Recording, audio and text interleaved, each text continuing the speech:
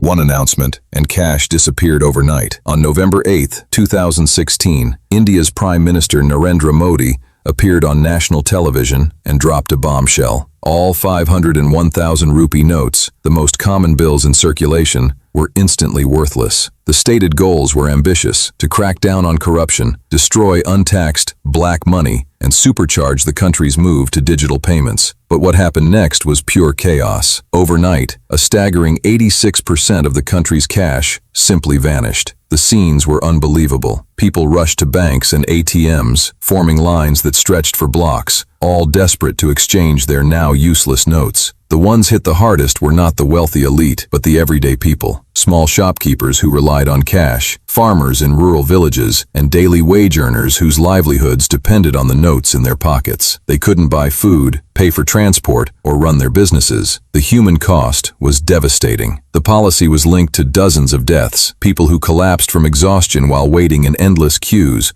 or who couldn't access cash for urgent medical care. Weddings were postponed, family emergencies turned into nightmares, and rural communities with few banks were left completely stranded. It was a crisis that touched every corner of society. Economically, the shockwaves were just as significant. India's GDP growth took a hit, and the massive informal sector, which runs on cash, was severely disrupted. While digital transactions did see a massive spike, the overall economic recovery was slow and painful for many. Politically, the move remains one of the most debated decisions in modern Indian history. Supporters praised it as a bold and necessary reform, a masterstroke against corruption. Critics, however, condemned it as a reckless, poorly executed policy that inflicted immense suffering on the most vulnerable. Years later, the question still lingers. Did this massive gamble actually succeed in eliminating black money, or was the price paid by ordinary citizens far too high? The debate continues. Thanks for watching, and if you found this insightful,